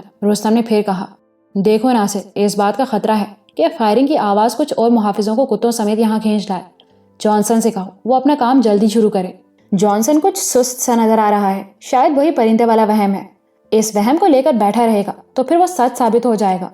مالینا نے بھی تائید کی، ہم کو ٹائم ویسٹ نہیں کرنا چاہیے۔ ٹھیک ہے، میں اسے اٹھاتا ہوں۔ اب کافی دم لے لیا ہے اس نے، ناصر نے کہا اور جانسن کی طرف بڑھ گیا۔ جانسن ایک ماہر کوہ پیما کی طرح حرکت میں آ گیا۔ وہ اس ہموار سطح کے کنارے پر پہنچا۔ گہرائی ہولناک اور ہوا تیز تھی۔ گہرائی کی ہولناکی اندھیرے کی وجہ سے زیادہ دور تک نظر نہیں آتی تھی۔ ناصر نے ایک پتھر کنارے سے لڑکایا۔ وہ بغیر رکے بہت دیر تک لڑکتا چلا گیا۔ جانسن نے اپنا تھیلا کھولا اور کام میں مصروف ہو گیا۔ آہنی میخیں، برف میں گھسنے والے سکریو، ہتھوڑیاں، دراڑوں میں پھنسائے جانے والے سپرنگ، بہت کچھ تھا اس تھیلے میں۔ جانسن نے ٹارچ کی مدد سے کنارے کے پتھروں میں ایک مضبوط جگہ تلاش کی اور ہتھوڑے کی مدد سے وہاں آئینی کیل ٹھونکنے لگا۔ اس کام میں ناصر اس کی مدد کرنے لگا۔ رستم تھوڑی دیر بعد برچ کے ایک خشک درخت سے ٹیک لگا کر بیٹھ گیا۔ اس کی ٹانگ سے ہلکی ہلکی ٹیسیں اٹھ رہی تھیں۔ اسے یوں محسوس ہوتا تھا کہ اس نے ابھی ابھی ریچھ والے کھیل میں حصہ لیا ہے۔ اس کھیل کے بعد اس کی ٹانگ ایسے ہی رات بھر اسے بے چین رکھا کرتی تھی۔ دھیرے دھیرے یہ صورتحال بہتر ہو رہی تھی، مگر ابھی مکمل طور پر ختم نہیں ہوئی تھی۔ برف کے آئس سکریو فٹ کرنے اور آئینی میخیں وغیرہ ٹھونکنے کے بعد جانسن نے رسے نکالے۔ دستانے، جوتے، ہتھوڑیاں، کنڈیاں اور دیگر سامان نکالنے کے بعد اس نے ناصر کو اترنے کے طریقہ کار سے آگاہ کیا۔ اس نے تفصیل سمجھاتے ہوئے کہا، یہ غیر معمولی طور پر لمبا رستہ قریباً 120 میٹر لمبا ہے۔ ہم اسے ان کنڈیوں میں سے گزار کر دوہرا کر دیں گے، یعنی یہ قریباً 60 فٹ کی گہرائی تک جا سکے گا۔ دوہرا کیوں کریں گے؟ مالینا نے پوچھا۔ رسے کو دوہرا نہ کیا جائے تو پھر اسے گرہ دے کر لٹکانا پڑتا ہے، یعنی جب آخری بندہ بھی نیچے اتر جائے گا تو اوپر گرہ رہ جائے گی اور رسا یہاں چھوڑنا پڑے گا۔ دوہرا ہونے کی صورت میں نیچے سے رستے کا ایک سرا کھینچ کر اسے کنڈوں سے نکالا جا سکتا ہے۔ جانسن نے ٹیکنیکل وجہ بتائی۔ دور شمال مشرق کی طرف سے گولیاں چلنے اور دستی بم پھٹنے کی آوازیں وقفے وقفے سے آ رہی تھیں۔ 2-3 بار کچھ ایسی آوازیں سنائی دیں جن سے رستم و ناصر کو اندازہ ہوا کہ شاید راکٹ لانچر چلایا گیا ہے۔ اندازہ ہوتا تھا کہ مسلح فائرنگ سے کہیں آگ لگ گئی ہے۔ یہ سب کچھ بہت ڈرامائی تھا، اور اس سے بھی ڈرامائی بات یہ تھی کہ وہ مارگا بستی کی موجودہ صورتحال سے فائدہ اٹھا کر یہاں سے نکلنے کی تیسری کوشش کر رہے تھے۔ رستم اور ناصر کو یقین تھا کہ اگر مارگا یعنی پاؤندہ بستی میں جنگ کی حالت نہ ہوتی تو وہ اتنی آسانی سے اس کنارے پر اپنی کارروائی نہیں کر سکتے تھے۔ اب آئینی میخیں مضبوطی سے گڑی ہوئی تھیں اور رسے تاریک گہرائی میں جھول رہے تھے۔ یہاں ہوا کی شدید کاٹ کے سبب ہاتھ پاؤں منجمد ہو رہے تھے۔ رستم نے جانسن سے پوچھا، ان رسوں کے ذریعے کتنی گہرائی تک اترنا ہے؟ رستم کا یہ سوال ناصر نے ترجمہ کر کے جانسن تک پہنچایا۔ جانسن نے ناصر کے ذریعے جواب دیا، ہم قریباً 50 میٹر نیچے جائیں گے، یہاں ہمیں پہلا سٹاپ مل جائے گا۔ پہلے سٹاپ سے کیا مراد ہے؟ رستم نے پوچھا۔ ناصر نے بتایا، مسٹر جانسن دن کی روشنی میں اس جگہ کو مکمل سروے کر چکا ہے۔ جانسن کے اندازے کے مطابق قریباً 150 میٹر نیچے ایسی ابھری ہوئی چٹانیں موجود ہیں جن پر ہم پاؤں جما سکتے ہیں، مطلب یہ کہ رک سکتے ہیں۔ اس کے بعد جانسن پھر میخیں وغیرہ گاڑے گا اور مزید نیچے جانے کے لیے انتظام کیا جائے گا۔ دوسری مرتبہ کتنا نیچے جانا ہوگا؟ رستم نے پوچھا۔ جانسن نے ناصر کی وساطت سے بتایا، قریباً 60 میٹر یعنی 200 فٹ، اور در حقیقت یہی اس سفر کا سب سے مشکل مرحلہ ہے۔ یہ بالکل عمودی چڑھائی ہے، بلکہ 1-2 جگہ عمودی سے بھی زیادہ ہے۔ اسے اوور ہینکنگ کہا جاتا ہے۔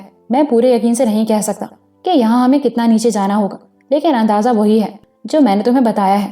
اس کے بعد ہمیں پھر سٹاپ ملے گا، اور میرا تجربہ کہتا ہے کہ بعد میں اترائی نسبتاً آسان ہو جائے گی۔ یہ مکمل ورٹیکل پوزیشن میں نہیں ہوگی، ہم اپنے پاؤں کا استعمال کر سکیں گے۔ پہلے نیچے کون اترے گا؟ رستم نے دریافت کیا۔ میں نے جانسن سے طے کر لیا ہے، ناصر نے کہا۔ سب سے پہلے میں اتروں گا اور نیچے جا کر صورتحال کو سنبھال لوں گا۔ اس کے بعد باری باری سب اتریں گے۔ یہاں پر جانسن کنٹرول کرے گا، آپ یا جانسن آخر میں اتریں گے۔ جانسن نے جلدی ناصر کو وہ جانگیا نما چیز پہنائی جسے وہ سٹ ہارنز کہہ رہا تھا۔ اس کے بعد دستانے اور ہیلمٹ وغیرہ پہنا دیے۔ اس نے ناصر کو بتایا کہ اس نے کس طرح رسے کو آہستہ آہستہ ہاتھ سے چھوڑنا ہے اور نیچے کو پھسلنا ہے۔ ناصر نے یہ سب کچھ بڑی آسانی سے سمجھ لیا۔ رسے سے جھولنے کے بعد وہ آہستہ آہستہ نیچے اترنے لگا اور تھوڑی ہی دیر بعد تاریکی کا حصہ بن گیا۔ وہ سب بے چینی سے انتظار کرتے رہے۔ آخر ناصر نے نیچے پہنچ کر رسے کو خاص انداز میں ہلایا۔ یہ اس بات کا اشارہ تھا کہ اب وہ لوگ رسے کو اوپر کھینچ لیں۔ اب یہ رسے کو واپس کیوں کھینچ رہے ہیں؟ شریف نے رستم سے پوچھا۔ اس معاملے میں میں بھی تمہاری ہی طرح ہوں، بس ایک اندازہ سا ہے۔ جو سامان ناصر کے ساتھ نیچے گیا ہے وہ اوپر آئے گا۔ رستم کا اندازہ درست تھا۔ جب جانسن اور رستم نے مل کر ایک رسے کا سرا اوپر کھینچا تو اس کے ساتھ دستانے، ہیلمٹ اور نائلون کی وہ جانگیا نما پٹیاں تھیں جنہیں جانسن سٹ ہارنز کہتا تھا۔ دراصل کوہ پیمائی کا یہ سامان صرف ایک شخص کے لیے تھا۔ ناصر یہ چیزیں پہن کر نیچے گیا تھا اور اب اس نے اوپر بھیج دی تھی۔ جانسن کی ہدایت پر رستم نے رسا پھر نیچے گہرائی میں پھینک دیا۔ دوسری باری مالینا کی تھی، وہ بھی کامیابی سے نیچے اتر گئے۔ سامان پھر اوپر واپس آ گیا۔ شریف ہچکچا رہا تھا۔ وہ بار بار خشک لبوں پر زبان پھیرتا تھا اور نیچے تاریک گہرائی میں جھانکنے کی کوشش کرتا تھا۔ رستم کو اسے نیچے بھیجنے میں منت کرنا پڑی۔ اب زری کی باری تھی۔ وہ مسلسل رستم کے بازو سے چمٹی ہوئی تھی۔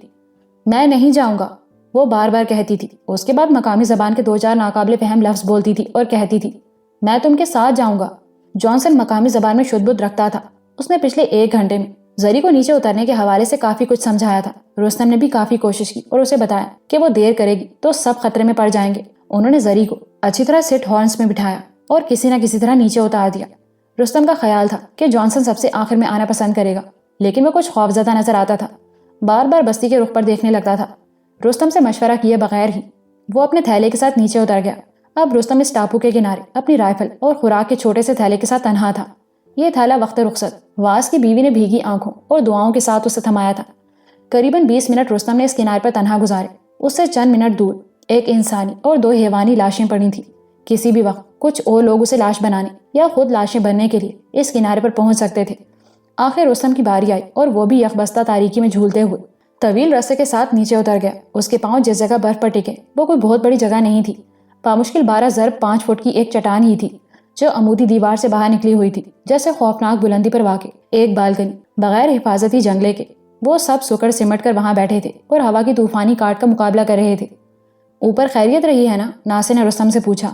ہاں، اور یہاں صرف شریف کو تھوڑی سی چوٹ آئی ہے۔ وہ سٹ ہارنز سے نکلتے ہوئے پھسل کر گر گیا تھا، سر پر چوٹ لگی ہے۔ رستم نے ٹارچ کی روشنی میں دیکھا، شریف کی ایک آنکھ سوج کر کپا ہو گئی تھی، ماتھے پر پٹی بندھی ہوئی تھی جو یقیناً ناصر نے ہی باندھی تھی۔ رستم نے اسے تسلی دی اور اپنے تھیلے میں موجود فالتو مفلر اسے تھما دیا۔ جانسن نے مہارت کے ساتھ رسا نیچے کھینچ لیا تھا۔ اب وہ پھر سے آئس اسکریو لگانے کے لیے مناسب پختہ برف ڈھونڈ رہا تھا۔ ناصر بھی اس حوالے سے اس کی مدد کرنے لگا۔ ٹارچ کی روشنی میں وہ مختلف جگہوں کو دیکھتے اور مشورہ کرتے رہے۔ آخر ایک جگہ انہوں نے منتخب کر لی۔ یہاں 2 آئس اسکریو کے ذریعے اینکر یعنی وہ مضبوط آنکڑا بنا سکتے تھے جو وزن سہار سکتا۔ رستم کے ہاتھ میں روسی رائفل تھی۔ اس کی نگاہیں بار بار 150 فٹ اوپر کھائی کے کنارے کی طرف اٹھ جاتی تھیں۔ وہ ہر قسم کی صورتحال کے لیے تیار تھا۔ رسا لٹکانے کے لیے ایک مضبوط اینکر بناتے بناتے انہیں قریباً 1 گھنٹہ مزید لگ گیا۔ اس دوران میں رات کا آخری پہر شروع ہو چکا تھا۔ برف باری ہلکی ہو گئی تھی لیکن تھمی نہیں تھی۔ انہیں بار بار اپنے کندھوں اور ٹوپیوں سے برف جھاڑنا پڑ رہی تھی۔ دیکھتے ہی دیکھتے رات کے گہرے اندھیرے میں سے اجالے کی آمیزش ہونے لگی۔ جانسن بار بار نیچے جھانک رہا تھا. دراصل وہ دیکھنا چاہتا تھا کہ رسے کے دونوں نچلے سرے اس مقام تک پہنچے ہیں یا نہیں جہاں انہیں لینڈ کرنا ہے. ضروری تھا کہ اجالا بڑھ جائے تاکہ وہ ٹھیک سے دیکھ سکیں. دوسری طرف یہی اجالا ان کے لیے خطرناک بھی تھا. بے شک برف باری جاری تھی مگر انہیں اوپر سے دیکھا جا سکتا تھا. کیا بات ہے شریف، تم بالکل چپ ہو گئے ہو؟ رستم نے پوچھا. کچھ نہیں جی، بس ذرا سر گھوم رہا ہے. لگتا ہے کہ اس کے علاوہ بھی کچھ بات ہے. ناصر نے اسے کوریدا. نہیں، میں بالکل ٹھیک ہوں، وہ بولا. رستم اور ناصر نے معنی خیز نظروں سے ایک دوسرے کو دیکھا. در حقیقت جون جو اندھیرا چھٹ رہا تھا ایک نہایت خوفناک منظر آنکھوں کے سامنے آیا ہو رہا تھا. وہ اس گہرائی کا منظر تھا جس میں وہ اترے تھے اور ابھی انہیں مزید اترنا تھا. رستم نے سوچا یہ سب کچھ اندھیرے میں ہی لپٹا رہتا تو اچھا تھا. جس مختصر چھجے پر وہ بیٹھے تھے اس سے نیچے دیکھنا بڑے دل گردے کا کام تھا اور انہیں صرف دیکھنا ہی نہیں تھا، نیچے اترنا بھی تھا. حوصلہ رکھو شریف، پہلے ہم اتریں گے، تم بے شک سب سے آخر میں اتر جانا. ناصر نے اسے تسلی دی. وہ چپ رہا، بس خشک ہونٹوں پر زبان پھیر کر رہ گیا. کچھ لوگ غیر معمولی بلندی سے خوف کھاتے ہیں، خاص طور سے ایسی بلندی جہاں کوئی حفاظتی انتظامات نہ ہوں. شاید شریف بھی کسی ایسے فوبیا کا شکار تھا اور حقیقت یہ تھی کہ وہ سبھی اس خوفناک بلندی کو اجالے میں دیکھ کر اندر سے لرز رہے تھے. جانسن کا اندازہ تھا کہ مزید 150-200 فٹ نیچے جانے کے بعد اترنا قدرے آسان ہو جائے گا، مگر ابھی اس بارے میں یقین سے کچھ نہیں کہا جا سکتا تھا. نیچے کی صورتحال مشکوک ہی لگتی تھی. ناصر کو ایک مرتبہ پھر سب سے پہلے اترنا تھا. اس نے سیٹ ہارنز پہنا اور دیگر لوازمات پورے کرنے میں مصروف ہو گیا. جانسن اس کی مدد کر رہا تھا. رستم نے آئس کریو یعنی برف میں لگنے والی 4 عدد میخوں کو بار بار احتیاط سے چیک کیا تھا. ان میخوں کے علاوہ کچھ مخصوص سپرنگ اور ہک بھی ایک پتھریلی دراڑ میں پھنسائے گئے تھے. ناصر کے اترنے سے پہلے وہ سب کے سب تناؤ کی کیفیت میں تھے.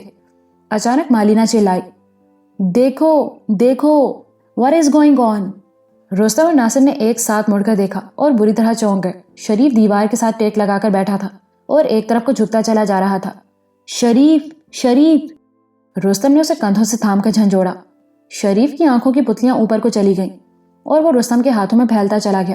اس کا چہرہ ہلدی تھا. ناصر بھی لپک کر قریب آیا. شریف کا منہ کھل گیا تھا اور سانس ایک آواز کے ساتھ آ جا رہی تھی. ایک ڈاکٹر کی حیثیت سے ناصر اس کیفیت کو بہتر طور پر سمجھ سکتا تھا. اسے کیا ہوا ناصر؟ رستم نے چلا کر پوچھا. کوئی اٹیک سا ہے، شاید ہارٹ اٹیک. ناصر نے جھٹکے سے اس کی جیکٹ کی زپ کھول دی. مفلر چہرے سے ہٹا دیا. شریف شریف! اس نے پکارا. پھر اس کی نبضیں دیکھنے کے بعد اپنے ہاتھوں کے دباؤ سے اس کے دل کو پمپ کرنے کی کوشش کرنے لگا. شریف کی سانس رکنے لگی، ہاتھ پاؤں مڑ گئے. یہی وقت تھا جب ان پر ایک اور آفت ٹوٹی. اوپر ٹاپو کے برفیلے کناروں پر کتوں کا شور سنائی دیا. یہ وہی شور تھا جس کا اندیشہ کئی گھنٹوں سے انہیں ڈرا رہا تھا. یہ زیادہ کتے تھے، یقیناً ان کے ساتھ زیادہ محافظ بھی تھے. یقیناً اوپر موجود لوگوں کو گڑبڑ کا احساس ہو گیا تھا. عین ممکن تھا کہ محافظ اور کتوں کی لاشیں دیکھ لی گئی ہوں یا پھر ایسے ہی بستی میں ان کی غیر موجودگی کا پتہ چل گیا ہو. دیوار کے ساتھ لگ جاؤ، رستم نے پکار کر کہا. وہ سب دیوار کے ساتھ لگ گئے. اس طرح ممکن ہو گیا کہ وہ اوپر سے چلائی جانے والی گولیوں کی زد سے وقتی طور پر بچ جائیں. یہ قدرتی سائبان سا تھا مگر اس کی چوڑائی 2-2.5 فٹ سے زیادہ نہیں تھی. اوپر سے زوردار آوازیں آنا شروع ہو گئیں. غالباً وہ لوگ اندازہ لگانے کی کوشش کر رہے تھے کہ فرار ہونے والے کس طرف سے اترے ہیں. انہیں پتہ چلانے میں زیادہ دیر نہیں لگے گی. اوپر لگا ہوا آنکڑا بڑی جلدی مل جائے گا.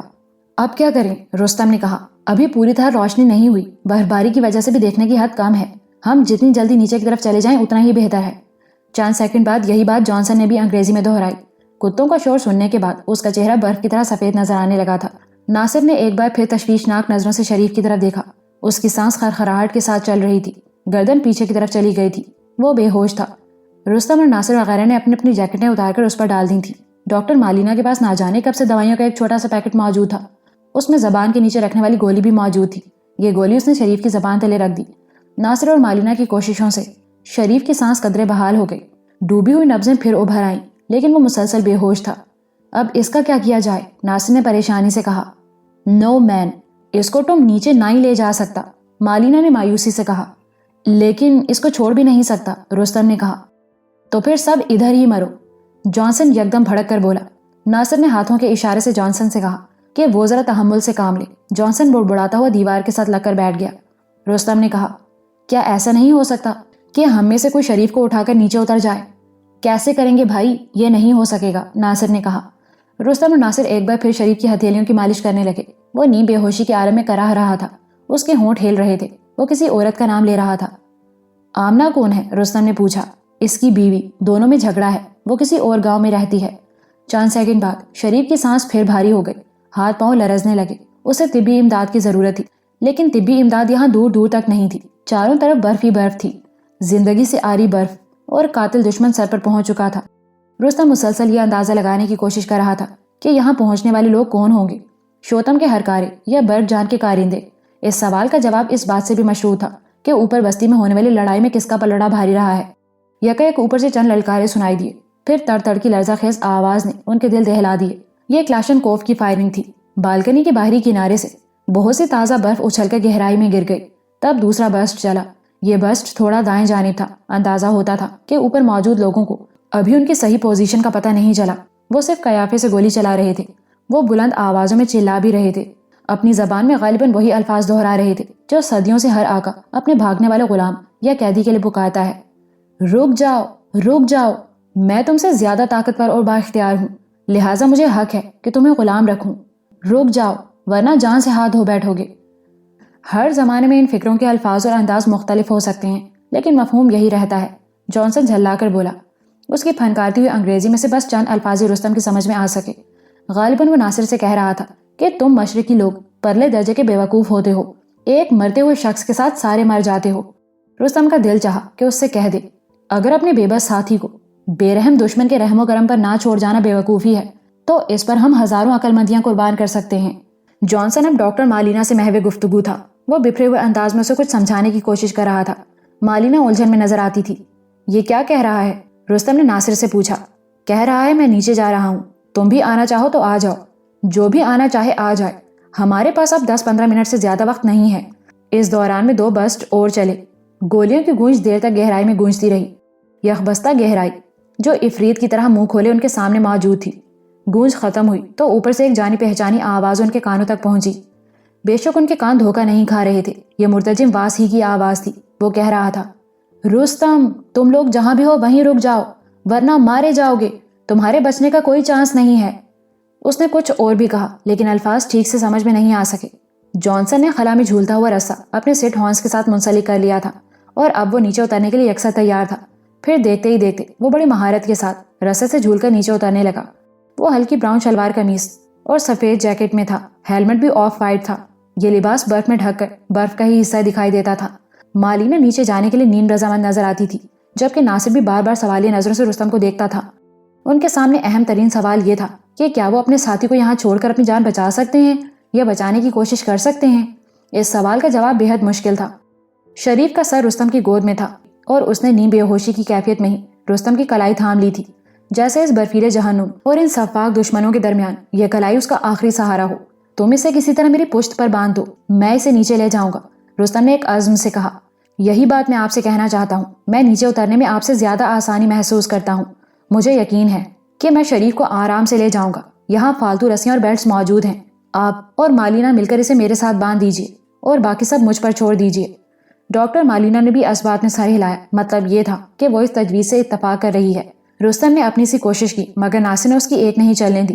مالینا اپنے مخصوص انداز میں بولی، ویسے ہم کو نہیں لگتا کہ 1 آور سے پہلے برگ جان کا گارڈز نیچے اتر سکیں گا، ماؤنٹنگ کے سامان کے بغیر یہ ایک ڈیفیکلٹ ٹاسک ہے۔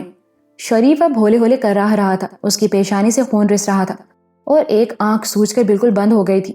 مالینا کا مشورہ تھا کہ شریف کو ناصر کی پشت پر باندھنے کے بجائے سامنے کی طرف اٹیچ کیا جائے، یہ زیادہ آسان اور قابل عمل ہوگا۔ وہ رستم کے ساتھ مل کر رسیوں کو سلجھانے لگی۔ زری حسب معمول رستم سے جڑ کر کھڑی تھی۔ گہرائی میں لٹکے ہوئے رستے کے تناؤ اور حرکت سے اندازہ ہوتا تھا کہ جانسن ابھی اتر رہا ہے۔ برف باری کچھ دیر تک دھیمی رہنے کے بعد پھر تیز ہو گئی تھی۔ یکایک رستم کی آنکھوں کے سامنے برف سی لہرائی۔ ایک سماج شکن دھماکے نے اسے سن کر دیا۔ جس برفیلی چٹان پر انہوں نے پناہ لے رکھی تھی اس کے کنارے کی بہت سی برف اچھل کر اتھاہ گہرائیوں میں بکھر گئی۔ اس کے ساتھ ہی رستم نے اس آنکڑے کو بھی فضا میں اچھلتے اور اوجھل ہوتے دیکھا جس کے سہارے جانسن کھائی میں اتر رہا تھا۔ یہ بڑے سائز کے دستی بم کا دھماکہ تھا۔ ایک پرخچہ رستم کے سر کے بالوں کو چھوتا ہوا گزر گیا، دوسرا مالینا کے پاؤں میں کہیں لگا۔ وہ درد سے چینک کر وہیں دوہری ہو گئی۔ رستم اور ناصر پھٹی پھٹی آنکھوں سے برفیلی بالکنی کو اس کنارے کو دیکھ رہے تھے جہاں جانسن نے میخے وغیرہ لگا اینکر تیار کیا تھا۔ اب وہاں ایک گڑھے کے سوا کچھ نہیں تھا۔ جانسن یقینی طور پر برفیلی کھائی کی اتھاہ گہرائی میں گر چکا تھا۔ شاید پرندے والی بچگونے نے اسے کھا لیا تھا یا پھر اس کے اپنے وہم نے اسے نگل لیا تھا۔ غالباً دوسری بات ہی درست تھی۔ پرندے، پھول اور دریا تو خوبصورتی کا استعارہ ہوتے ہیں، ان کے ساتھ بدشگونیاں انسان خود وابستہ کرتا ہے۔ انسان کی تقدیر ان شگوفوں میں نہیں، اپنے ارادوں میں پوشیدہ ہوتی ہے، اور جب وہم ان ارادوں کو چاٹتا ہے تو شگون خود بخود سچ ثابت ہو جاتے ہیں۔ ناصر مالینہ کی طرف لپکا اور اس کے پاؤں کے زخم کو دیکھنے لگا۔ ایک آہنی ٹکڑا اس کی نازک پنڈلی کو زخمی کرتا گزر گیا تھا۔ ہڈی بچ گئی ہے، ناصر نے لرزاں آواز میں کہا۔ اسی دوران میں اوپر سے واس کی پکارتی ہوئی آواز پھر ان کے کانوں تک پہنچی۔ سامنے آ کر ہتھیار پھینک دو ورنہ وہیں ختم ہو جاؤ گے۔ یہ زبان تو واس کی تھی لیکن الفاظ برگ جان وغیرہ کے تھے، اور یہ لوگ اپنی صفاقی میں یکتا تھے۔ اس صفاقی کے ایک ثبوت انہوں نے ابھی چند سیکنڈ پہلے دستی بم پھینک کر فراہم کیا تھا۔ ایسے ہی مزید ثبوت وہ آنے والی منٹوں میں فراہم کر سکتے تھے۔ یہ مختصر سی چٹان انہیں زیادہ دیر بچا نہیں سکتی تھی۔ 2-2.5 فٹ چوڑے قدرتی چھجے نے انہیں فائرنگ کی براہ راست زد سے تو محفوظ کر دیا تھا، لیکن یہاں گرنے والے دستی بم کی مار سے وہ کیسے بچ سکتے تھے؟ اوپر کنارے پر واس مسلسل پکار رہا تھا اور برگ جان وغیرہ کی دھمکیاں ٹرانسفر کر رہا تھا۔ بچاؤ کی کوئی صورت نظر نہیں آ رہی تھی۔ یہ بات رستم اور ناصر اچھی طرح جانتے تھے کہ اگر وہ پکڑے گئے تو ان کی سزا موت سے کم نہیں ہوگی۔ ان کے ہاتھوں کم از کم ایک بندہ تو قتل ہو ہی چکا تھا، عین ممکن تھا کہ دوسرا بھی چل بسا ہو۔ یہاں ایک دراڑ ہے لیکن اس کے سامنے یہ پتھر پڑا ہے، اگر ہم اسے کسی طرح سرکا سکیں تو عارضی پناہ مل سکتی ہے، ناصر نے کہا۔ لیکن اسے ہلانے کے لیے تو 8-10 بندے بھی کافی نہیں ہوں گے، رستم نے کہا۔ ابھی رستم کا فکرہ مکمل ہوا ہی تھا کہ ایک اور سماج شکن دھماکہ ہوا۔ کنارے پر بہت سی برف اچھلی اور بارود کی تیز بو پھیل گئی۔ یہ دستی بم عین نشانے پر گرا تھا۔ چند ٹکڑے سامنے والی دیوار سے ٹکرائے اور بہت سے سنگریزے چاروں طرف بکھر گئے۔ رستم نے جلدی سے شریف کو دیکھا، وہ بال بال بچا تھا، زری گوشے میں دبکی ہوئی تھی۔ ناصر نے اسے اپنی اوٹ میں چھپا رکھا تھا۔ مالینہ شاید دھماکے کے زور سے گر گئی تھی۔ رستم نے آگے بڑھ کر اسے دیکھا، وہ مر چکی تھی۔ بم کے ایک ٹکڑے نے اس کے سینے کو یوں ادھیڑا تھا کہ پھٹی ہوئی جیکٹ میں سے کٹی ہوئی پسلیاں دکھائی دے رہی تھیں۔ گرم خون برف پر راستہ بناتا تیزی سے گہرائی کی طرف جا رہا تھا۔ رستم کا چہرہ چٹان کی طرح سخت نظر آنے لگا۔ رائفل پر اس کی گرفت مضبوط تر ہو گئی۔ اگر مالینہ کو مارنے والے اس کی زد میں ہوتے تو وہ یقیناً اس وقت 8-10 بندوں کو ڈھیر کر دیتا، لیکن وہ تو اسے دکھائی بھی نہیں دے رہے تھے۔ مالینہ کی لاش دیکھ کر ناصر بھی سکتہ زدہ کھڑا رہ گیا۔ زری کی نگاہ زخم پر نہیں پڑی تھی، تاہم بہتے خون کو دیکھ کر وہ بھی زور زور سے چلانے لگی۔ یہ جگہ ان کے لیے چوہے دان ثابت ہو رہی تھی۔ وہ بالکل بے بس ہو گئے تھے۔ اگر شریف کی زندگی کا خیال نہ ہوتا تو رستم اور ناصر پھر بھی کچھ نہ کچھ کر گزرتے، مگر اب کچھ نہیں ہو سکتا تھا۔ گرنے والا اگلا دستی بم ان چاروں کے پرخچے اڑا سکتا تھا۔ ابھی وہ سوچ ہی رہے تھے کہ ایک اور دستی بم ہوا میں تیرتا ہوا ان کے سامنے سے گزرا اور نیچے کہیں ٹکرا کر پھٹ گیا۔ وہ مزید رسک نہیں لے سکتے تھے، یہ بہادری نہیں حماقت تھی۔ وہ یہ لڑائی ہار گئے تھے۔ رستم نے زری کا سفید اونی اسکارف بندوق کے سرے پر باندھ کر ہوا میں لہرایا۔ یہ ایک طرح سے ہتھیار پھینکنے کا اشارہ تھا۔ کچھ دیر بعد اوپر سے واس کی پکارتی ہوئی آواز سنائی دی، ہم نے سفید کپڑا دیکھ لیا ہے، تم اپنے ہتھیاروں سمیت سامنے آ جاؤ۔ رستم اور ناصر رائفلوں سمیت سامنے آ گئے۔ برف باری رکی ہوئی تھی، اجالا اچھی طرح پھیل چکا تھا۔ اوپر سے سن کا ایک لمبا رسہ چٹان کی خون آلود بالکنی تک پہنچ گیا۔ اوپر کنارے پر درجنوں رائفل بردار نظر آ رہے تھے۔ کلہاڑیوں کے پھل بھی صبح کی روشنی میں چمک رہے تھے۔ واس اور اس کی زخمی کلائی پر بندھی ہوئی سفید پٹی تک رستم کو دکھائی دی۔ واس نے پکار کر کہا، اپنی رائفلیں کلہاڑیاں اس رسے کے ساتھ باندھ دو اور خبردار اب مزید ہوشیاری دکھانے کی کوشش نہ کرنا۔ پھر وہ ذرا وقفہ دے کر بولا، کیا تم یہاں سے اور نیچے جا سکتے ہو؟ رستم اور ناصر چونک گئے۔ یہ آخری فکرہ واس نے مرتجم کی حیثیت سے نہیں، ان کے دوست اور خیر خواہ کی حیثیت سے بولا تھا۔ نہیں، ہم نیچے نہیں جا سکتے، ناصر نے پکار کر کہا۔ تم نے اپنے لیے بہت مشکل پیدا کر لی ہے، چلو اب کیا ہو سکتا ہے، جو یہ کہتے ہیں کرنا پڑے گا۔ واس کی آواز لرز رہی تھی۔ رستم اور ناصر نے اپنی رائفلیں اور دونوں کلہاڑیاں رسے کے ساتھ باندھ دی۔ رسہ فوراً اوپر کھینچ لیا گیا۔ ناصر نے جوان سال ڈاکٹر مالینہ کی لاش ایک کپڑے سے ڈھانپ دی۔ وہ بے حس و حرکت پڑی تھی، جیسے کبھی زندہ تھی ہی نہیں۔ وہ جب چند ماہ پہلے راولپنڈی سے ہوتی ہوئی گورے کے بنگلے میں پہنچی ہوگی تو اسے کیا پتا تھا کہ اب وہ کبھی ان پہاڑوں سے واپس نہ جا سکے گی۔ وہ پہلے اسکردو سے آگے اس برفزار میں پہنچی تھی اور پھر کئی دشوار مراحل سے گزر کر آج اس برفانی چھجے پر جان ہار گئی تھی۔ رستم کے کانوں میں مالینہ کے وہ الفاظ گونجنے لگے جو 4 دن پہلے اس نے عجیب جذباتی انداز میں کہے تھے۔ اس نے رستم کا بازو تھام کر کہا تھا، تھینک یو رستم۔ یہ تھینک یو اس کوشش کے لیے تھا جو رستم نے مالینہ کی جان بچانے کے لیے کی تھی۔ وہ کلہاڑی سونت کر دیوانہ وار شوتم کے سامنے آ گیا تھا، لیکن اس کوشش کے توفیل مالینہ کی زندگی میں بس 4-5 دن کا اضافہ ہی ہو سکا۔ آج اس کے سانس پورے ہو گئے تھے۔ کچھ ہی دیر بعد مزید رسے کنارے سے اس چٹان تک جھولنے لگے۔ کچھ ماہر پاؤندے ان رسوں کے ذریعے نیچے اتر رہے تھے۔ قریباً 2 گھنٹے بعد وہ چاروں کے چاروں اوپر کنارے پر پہنچ چکے تھے۔ رستم کنارے پر آنے والا آخری شخص تھا۔ جس رسے کے ذریعے اسے اوپر کھینچا گیا تھا وہ ابھی تک اس کے کندھوں اور کمر سے لپٹا ہوا تھا۔ اس کے ارد گرد درجنوں کرخت چہرے والے رائفل بردار تھے